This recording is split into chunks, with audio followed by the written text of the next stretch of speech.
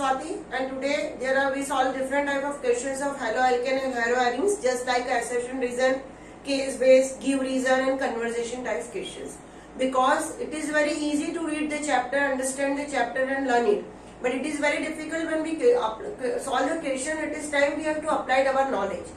हमने चैप्टर बहुत अच्छे से पढ़ लिया, हमने पूरी रिएक्शंस को पढ़ लिया, हमने सब कुछ पढ़ लिया, लेकिन क्वेश्चंस कैसे आते हैं, ये क्वेश्चंस में हमारा नॉलेज कैसे अप्लाई करेंगे, ये सबसे ज्यादा इंपॉर्टेंट होता है. तो हम आज सबसे पहले कर रहे हैं असर्शन रीजन टाइप क्वेश्चंस. हमको एक असर्शन दिया हुआ है, the nucleophilic substitution of vinyl chloride is difficult than ethyl chloride. ये कह रहा है कि विनाइल क्लोराइड में जो न्यूक्लियोफिलिक सब्स्टिट्यूशन है वो इथाइल क्लोराइड की कंपेयर में क्या है, डिफिकल्ट है. ये असर्शन है हमारा, और मेरे ख्याल से असर्शन तो हमारा सही है. Vinyl group is a electron donating group. तो ये विनाइल ग्रुप होता है क्या, हम ये सबसे पहले ये देख लें. CH2 double bond CHCl, that is a vinyl group होता है. अब यहाँ पे हम कहीं भी देखें तो क्या इलेक्ट्रॉन डोनेटिंग ग्रुप है क्या, ये नहीं है, क्योंकि Cl जो है वो तो इलेक्ट्रॉन को खींचने वाला है, कहीं से लेकर कहीं तक ये इलेक्ट्रॉन डोनेटिंग ग्रुप नहीं है. तो ये जो हमारा रीजन है ये तो कम्प्लीटली रॉन्ग है. पर ये इथाइल क्लोराइड की कंपेयर में न्यूक्लियोफिलिक सब्स्टिट्यूशन रिएक्शन देगा क्या, नहीं दे सकता. क्यों नहीं दे सकता ये जल्दी, क्योंकि इसमें डबल बॉन्ड है, और डबल बॉन्ड की वजह से ये जनरली न्यूक्लियोफिलिक सब्स्टिट्यूशन रिएक्शन नहीं देगा. जो और C2H5Cl जो होता है वो क्या होता है, सिंगल बॉन्डेड होता है. Cl को निकालना बहुत इजी होता है, यहाँ पे Cl को निकालना उतना इजी नहीं होता, क्योंकि ये रेजोनेंस भी शो कर सकता है यहाँ पे, इसलिए ये नहीं देगा. तो असर्शन हमारा सही है और रीजन रॉन्ग है. तो हम क्या टिक करेंगे, assertion is a correct, reason is a wrong. ये इस तरह से हमको क्वेश्चन को सॉल्व करना है. Second question is a tertiary butyl bromide undergoes SN1 nucleophilic substitution reaction readily than normal butyl bromide. तो सबसे पहले हमको टर्शरी ब्यूटाइल ब्रोमाइड का डायग्राम बनाते आना चाहिए. सबसे पहले हमको जो भी असर्शन रीजन दिया है बेटा, उस असर्शन रीजन को हमको उसको रीड करके हमारे नॉलेज को अप्लाई करते आना चाहिए, तभी आप इस तरह से क्वेश्चन को सॉल्व कर सकते हो. जो 12th क्लास का हमारा बोर्ड एग्जामिनेशन है उसमें 4 मार्क का असर्शन रीजन होता है. टर्शरी ब्यूटाइल ब्रोमाइड का स्ट्रक्चर बना लेते हैं हम सबसे पहले. ये है हमारा टर्शरी ब्यूटाइल ब्रोमाइड का स्ट्रक्चर, और स्टेटमेंट है असर्शन में कि ये SN1 रिएक्शन बहुत इजीली देता है as compare to normal butyl bromide. जो हमारा नॉर्मल ब्यूटाइल ब्रोमाइड है वो है C4H9Br, और हमारा नॉलेज है कि ये जो है 1 डिग्री है, और 1 डिग्री हैलाइड जो होता है वो SN1 रिएक्शन बहुत स्पीडी वे में नहीं देता है, उसकी रिएक्टिविटी कम होती है. अब टर्शरी ब्यूटाइल ब्रोमाइड देता है ये, ऐसा वो कह रहा है, तो हाँ देता है, क्योंकि ये 3 डिग्री हैलाइड है, और 3 डिग्री हैलाइड जो होता है वो SN1 रिएक्शन बहुत फास्ट देता है, हमारा कंसेप्ट है. अब दूसरा ये कह रहा है कि नॉर्मल ब्यूटाइल ब्रोमाइड से, तो नॉर्मली ये पूरा के पूरा सेंटेंस तो सही है, असर्शन तो हमारा सही है यहाँ पे.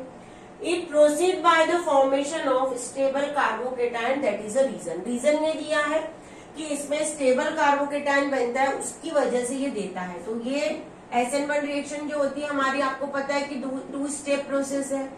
फर्स्ट स्टेप में बनता है कार्बोकेटायन, और सेकंड स्टेप में बनता है हमारा हैलाइड. जो भी अल्काइल हैलाइड जो भी है वो सेकंड स्टेप में आगे न्यूक्लियोफाइल्स पे अटैक करता है. तो ये Br को अगर निकाल देगा तो ये हमको एक कार्बोकेटायन बनाएगा, और जो कार्बोकेटायन है वो कौन सा रहेगा, ये कार्बोकेटायन 3 डिग्री कार्बोकेटायन रहेगा. और हमको पता है कि 3 डिग्री कार्बोकेटायन बहुत ज्यादा स्टेबल होता है, क्योंकि हमने पढ़ा हुआ है, हमारा कंसेप्ट है कार्बोकेटायन में कि 3 डिग्री कार्बोकेटायन सबसे ज्यादा स्टेबल होता है 1 डिग्री कंपेयर में. तो रीजन भी बराबर है. तो हमारा असर्शन भी सही है और रीजन भी सही है, और रीजन उसका करेक्ट एक्सप्लेनेशन है, बराबर दे रहा है. तो हम ऐसे जगह पे टिक करेंगे जो ये आंसर दे. Assertion is the correct, reason is also correct, and reason is the correct explanation of assertion. क्योंकि हमने देख लिया दोनों. हमको यहाँ पे सिर्फ एक थ्योरेटिकली नॉलेज नहीं, हमको प्रैक्टिकली करके देखना.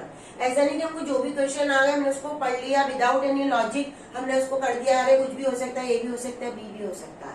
तो ऐसे क्वेश्चंस को हमको करते रहे. एडिशन ऑफ Br2 टू ब्यूट1 गिव्स 2 ऑप्टिकल आइसोमर्स. अब सबसे पहले हमारा काम है कि ब्यूट1 का स्ट्रक्चर बनाए हम. ये है हमारा ब्यूट1, यहाँ पे हर जगह अटैच करेंगे हम hydrogen, that is our structure. ये हमारा स्ट्रक्चर हो गया। अब हमको यहाँ पे दिया हुआ है कि इस पे Br2 की रिएक्शन करवाई। अगर Br2 की इस पे रिएक्शन करवाई तो ये कह रहा है हमको कि दो ऑप्टिकल आइसोमर हमको मिलेंगे। ऑप्टिकल आइसोमर हमारा कंसेप्ट होता है कि जिसमें चिलेल कार्बन वही होता है, एक होता है डेक्स्ट्रो रोटेटरी और एक होता है लीवो रोटेटरी। अब Br2 एक डबल बॉन्ड पे अटैक करेगा, एक ये जो Br2 है ये Br सिंगल बॉन्ड Br है, तो एक इधर जाने की संभावना है और एक इधर जाने की संभावना इसकी ऐसी, जिससे हमारा जो स्ट्रक्चर बनेगा वो इस वे में बनेगा। कुछ स्ट्रक्चर क्या बनेगा हम देखते हैं। स्ट्रक्चर सबसे पहले इधर बना लेते हैं हम स्ट्रक्चर। ये डबल बॉन्ड हट जाएगा यहाँ पे, ये H इधर H और इधर एक Br आ गया। उसके बाद ये कार्बन, इस कार्बन पे ऊपर H, यहाँ पे नीचे Br और यहाँ पे आ जाएगा कितने कार्बन है ये, 2 कार्बन है, तो क्या बनेगा C2H5। ऐसा कुछ स्ट्रक्चर होगा। तो दोनों में चिलेल कार्बन है क्या, ये तो चिलेल कार्बन ही, ये चिलेल कार्बन है क्योंकि इसके पास एक जगह C2H5 अटैच है, एक जगह CH2Br अटैच है और एक जगह H और एक जगह Br अटैच है। मतलब ये जो स्ट्रक्चर है हमारा, ये स्ट्रक्चर में एक चिलेल कार्बन है। और अगर जिसमें चिलेल कार्बन होता है वो प्लेन पोलराइज्ड लाइट को घुमा देता है डेक्स्ट्रो रोटेटरी, तो उसके 2 ऑप्टिकल आइसोमर हमको मिलेंगे। क्योंकि यहाँ पे एक चिलेल कार्बन है, हमको एक चिलेल कार्बन मिला है, एसिमेट्रिक कार्बन जिसको कहेंगे, तो उससे उसको क्या मिलेगा, हमको ऑप्टिकल आइसोमर मिलेंगे। और अगर ऑप्टिकल आइसोमर है तो ये डी प्लस एल दोनों मिल सकते हैं हमको डेक्स्ट्रो रोटेटरी। तो addition of Br2 to but gives 2 optical isomer, ये बिल्कुल सही है। सेकंड जो है the product contain 1 asymmetric carbon atom, ये भी सही है और ये इसका एक्सप्लेनेशन है, ये भी सही है। तो assertion is also correct, reason is also correct and reason is the correct explanation of। एक और क्वेश्चन हम डिस्कस करते हैं यहाँ पे। Assertion reason, aryl halides undergoes nucleophilic substitution reaction with ease। aryl halide जो है वो न्यूक्लियोफिलिक सब्स्टिट्यूशन बहुत इजीली देते हैं, कहने का ये मतलब है। और हमने पढ़ा हुआ है कि जो aryl halide होता है वो न्यूक्लियोफिलिक सब्स्टिट्यूशन बहुत इजीली नहीं देता है। उसका रीजन भी हमने डिस्कस किया है प्रीवियस वीडियो में कि क्या रीजन है। तो ये तो assertion तो हमारा completely wrong है। The carbon halogen bond in aryl halides has a partial double bond character। aryl halide जो होता है वो इस तरह से उसका कुछ स्ट्रक्चर होता है और ये रेजोनेंस शो करता है। ये जो बेंजीन है हमारा रेजोनेंस शो करता है और रेजोनेंस शो करने की वजह से यहाँ पे जो CCl बॉन्ड होता है उसमें पार्शियली डबल बॉन्ड कैरेक्टर होता है। ये प्रीवियस वीडियो में मैंने पूरा इसको एक्सप्लेन किया है, इसमें पार्शियल डबल बॉन्ड कैरेक्टर होता ही है। तो हमारा रीजन जो है वो सही है पर एसर्शन हमारा क्या है, रॉन्ग है। तो हम उस जगह पे टिक कर रहे थे जहाँ पे ये चॉइस दिया हो कि assertion is a correct and reason is assertion is a wrong and reason is a correct. तो इस तरह से एसर्शन रीजन टाइप के क्वेश्चंस को हमको सॉल्व करना है। वहाँ पे हमको फाइंड आउट करना है कि इनके बीच में कोई एक्सप्लेनेशन है, रीजन है, कोई एक्सप्लेन कर रहा है वो एसर्शन सही है, रीजन सही है, दोनों रॉन्ग है, कोई एक रॉन्ग है। इस टाइप से क्वेश्चन हमको कन्वर्ट द फॉलोइंग, ऐसा कोई क्वेश्चन, ये इंपॉर्टेंट क्वेश्चन है, ये ऐसे क्वेश्चन हमको एग्जाम में आते हैं। कन्वर्ट द फॉलोइंग, जैसे हमको दिया है प्रोपीन इनटू प्रोपेन 1 और, हमको कोई ऐसा क्वेश्चन दिया है। तो सबसे पहले हम प्रोपीन बनाएंगे, CH3CH डबल बॉन्ड CH2। अब हमको क्या बनाना है, हमको चाहिए CH3CH2OH, ये हमको चाहिए। हम यहाँ पे क्या करेंगे, HBr की रिएक्शन। अगर मार्कोनिकॉफ करवाएंगे तो Br यहाँ पे आएगा और अगर पेरोक्साइड करवाएंगे तो यहाँ पे आ जाएगा। हम यहाँ पे स्पेशली लिख देंगे पेरोक्साइड, तो उससे हमारा बन जाएगा CH3CH2, ये CH2 और यहाँ पे आ जाएगा Br। मैंने क्यों ऐसा किया, मैंने इसलिए ऐसा किया क्योंकि इस Br को रिप्लेस करवा के मुझे OH यहाँ पे ही लगाना है। अगर मैं मार्कोनिकॉफ करवाती तो Br यहाँ पे आ जाता और मुझे OH यहाँ पे नहीं चाहिए, इसलिए। अब हम यहाँ पे रिएक्शन करवाएंगे एक्वस KOH, तो उससे Br की जगह OH आ जाएगा। 2 चीजें हमेशा हमको याद रखनी है, एक्वस KOH जो होता है वो सब्स्टिट्यूशन करता है और अल्कोहलिक KOH जो होता है वो हमेशा करता है एलिमिनेशन। तो हमको दोनों तरह की रिएक्शंस को करवाते आना चाहिए। अब एक और कन्वर्जेशन हमको दिया है, टॉलिन इनटू बेंजाइल अल्कोहल। अब टॉलिन इनटू बेंजाइल अल्कोहल में हम सबसे पहले टॉलिन का स्ट्रक्चर बनाएंगे, ये CH3, और हमको benzyl alcohol that is it second, ये सेकेंड कन्वर्जेशन है, ये फर्स्ट है, ये सेकेंड है। अब बेंजाइल अल्कोहल का स्ट्रक्चर क्या होगा, जो बेंजाइल अल्कोहल होता है उसका स्ट्रक्चर होता है CH2OH। अब यहाँ पे हम रिएक्शन करवाएंगे क्लोरीन की सनलाइट की प्रेजेंस में। अगर क्लोरीन सनलाइट की प्रेजेंस में रिएक्शन करवाता है तो वो साइड चेन पे करता है रिएक्शन, ये साइड चेन में सब्स्टिट्यूशन करेगा। तो यहाँ पे सब्स्टिट्यूशन होगा साइड चेन में और यहाँ पे बन जाएगा CH2Cl। अब वापस हमने यहाँ पे एक्वस KOH की रिएक्शन करवा दी, Cl निकल के OH आ जाएगा। तो ये हमारे दो ऐसे कन्वर्जेशन हुए।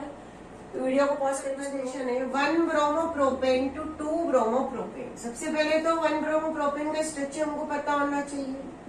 ये हमारा 1 bromopropane, that is our 1 bromopropane. अब इस 1 ब्रोमोप्रोपेन की हम क्या रिएक्शन करवाए, आखिरी में हमको यहाँ पे चाहिए डिजायरेबल जो हमारा प्रोडक्ट है वो ये है, हमको ये चाहिए। H सब जगह अंडरस्टूड है। तो हम सबसे पहले यहाँ पे रिएक्शन करवाएंगे अल्कोहलिक KOH की, जिससे एलिमिनेशन हो जाएगा, ये एलिमिनेशन हो जाएंगे यहाँ पे और बन जाएगा यहाँ पे CH3 CH double bond CH2, ये बन जाएगा हमारा प्रोपीन। अब हमको Br कहाँ पे चाहिए, इस कार्बन पे, तो हम रिएक्शन करवाएंगे HBr की और यहाँ पे लिखेंगे मार्कोनिकॉफ। मार्कोनिकॉफ का रूल के अकॉर्डिंग Br किस कार्बन पे जाता है, जिसपे हाइड्रोजन का हो, तो यहाँ चला गया। तो ये बन गया हमारा 2 bromopropane, that is our 2 bromopropane. ये कन्वर्जेशन ऐसा हुआ। हमको एक कन्वर्जेशन दिया है benzene into diphenyl. Benzene into diphenyl कैसे होगा, जैसे बेंजीन है हमारा, अब इस बेंजीन पे क्या रिएक्शन करवाए हम कि हमको डाइफिनाइल का स्ट्रक्चर ऐसा होता है, दैट इज डाइफिनाइल। तो बेंजीन पे सबसे पहले हम रिएक्शन करवाएंगे ब्रोमिनेशन की FeBr2 के प्रेजेंस में, तो उससे बन जाएगा ब्रोमोबेंजीन हमारा। अब इस ब्रोमोबेंजीन की हम 2 मॉलिक्यूल लेंगे और यहाँ पे लिखेंगे सोडियम ड्राई ईथर, तो उससे बन जाएगा बाइफिनाइल। ये जो रिएक्शन है बाइफिनाइल या डाइफिनाइल वाली रिएक्शन, हमने फिटिंग रिएक्शन पढ़ी हुई है एक, उस फिटिंग रिएक्शन का ही है कि अगर कोई एराइल हैलाइड की रिएक्शन सोडियम मेटल से करवाते हैं तो वो बाइफिनाइल देता है। तो हमको यहाँ पे एराइल हैलाइड बनाना पड़ा, उसके लिए हमको Br2 का FeBr2 की प्रेजेंस में रिएक्शन करवानी पड़ी। ये जो रिएक्शन है हमने 11th में पढ़ी है और रिएक्शन 12th में है। तो आपको हर चीज को कोरिलेट करते आना चाहिए, तभी होगी कन्वर्जेशन। ऐसा नहीं कि इस साल हमने जो पढ़ा है वही होगा, लास्ट ईयर का भी थोड़ा बहुत हमको पता होना चाहिए, तभी हम कर सकते हैं। ऐसा नहीं कि अभी हम बस हमने कर लिया हो गया हमारा काम, वैसा नहीं हो सकता। आपको कन्वर्जेशन करने के लिए बहुत सारे रिएक्शंस की बेसिक कंसेप्ट पता होना चाहिए।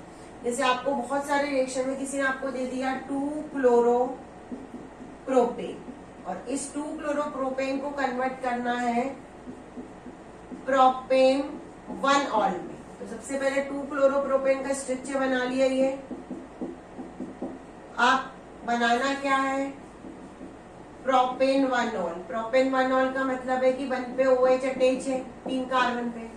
तो सबसे पहले हम यहाँ पे रिएक्शन में करवाएंगे अगेन अल्कोहलिक KOH, जो एलिमिनेशन का काम करेगा, कहीं से भी एलिमिनेशन कर देगा। जैसे यहाँ पे H है, यहाँ पे H है, ये HCl का एलिमिनेशन हो गया, बन गया CH3 CH double bond CH2, ये बना प्रोपीन। अब इस प्रोपीन पे हमने रिएक्शन करवाई एक्वस KOH की। अब जो रिएक्शन होगी एक्वस KOH की डायरेक्ट होगी क्या, नहीं होगी। हमेशा याद रखना एक्वस KOH की रिएक्शन कभी भी डायरेक्ट नहीं होती। तो हम यहाँ पे रिएक्शन करवाएंगे HBr की और रिएक्शन क्या करवाएंगे पराऑक्साइड, तो उससे क्या बन जाएगा CH3 CH2, यहाँ पे आ जाएगा CH2Br। अब हम रिएक्शन करवाएंगे एक्वस KOH की। Br को हमेशा OH से रिप्लेस करो तभी बनता है ऑल वाला कंपाउंड, डायरेक्ट OH को कभी भी अटैच नहीं करवा सकते। CH3 CH2 CH2 OH, तो ये वाला हमारा प्रोपेन 1 ऑल। ये कन्वर्जेशन बहुत इंपॉर्टेंट है, कुछ बेसिक कन्वर्जेशन मैंने आपको समझाया यहाँ पे, इसकी प्रैक्टिस करते हैं एग्जाम में कि कौन SN2 रिएक्शन सबसे फास्ट देगा। इसमें अरेंज करो 2 bromo 2 methyl butane, 1 bromo pentane और 2 ब्रोमो पेंटेन। हम क्या करेंगे, हम सबसे पहले इन सभी के स्ट्रक्चर्स को अरेंज करेंगे, ये कि क्या है इनके स्ट्रक्चर्स, तभी हम आंसर को फाइंड आउट कर पाएंगे। ऐसे नहीं कि हमने आंसर निकाल लिए। 2 ब्रोमो 2 मिथाइल ब्यूटेन, ये हमारा क्वेश्चन है। तो सबसे पहले हम इसको अरेंज करते, ब्यूटेन है 4 कार्बन की चेन है, 2 पे Br अटैच है और 2 पे CH3 अटैच है। ये कितने डिग्री है, ये ध्यान से देखो 3 डिग्री है, ये क्या है 3 डिग्री है। उसके बाद है 1 ब्रोमो पेंटेन, 5 कार्बन की चेन है, ये Br, ये 1 डिग्री है। और 2 ब्रोमो पेंटेन, ये 2 डिग्री है। हमको 1 डिग्री 2 डिग्री 3 डिग्री पता चल गया। अब हमारी रिएक्टिविटी ऑर्डर SN2 के लिए क्या होती है, SN2 के लिए हमारा जो रिएक्टिविटी ऑर्डर होता है वो होता है 1 डिग्री, फिर 2 डिग्री और फिर 3 डिग्री। तो 1 डिग्री कौन है इसमें, ये वाला 3rd नंबर का, 3rd नंबर सबसे ज्यादा देगा। फिर 2 डिग्री कौन है, 2 डिग्री हमारा है, यहाँ पे ध्यान दो कि 2 डिग्री कौन है, 2 डिग्री जो है उसको निकालो। और फिर 3 डिग्री 1 है, तो ये आ जाएगा 1 सबसे आखिरी में, और यहाँ पे आ जाएगा 2। तो 3 2 1 ऐसा ऑर्डर रिएक्टिविटी ऑर्डर होगा। ऐसे क्वेश्चंस को निकालने के लिए सबसे पहले हमको स्ट्रक्चर बनाना जरूरी है। अगर हम स्ट्रक्चर बना पाएंगे तभी हम आंसर को फाइंड आउट करेंगे।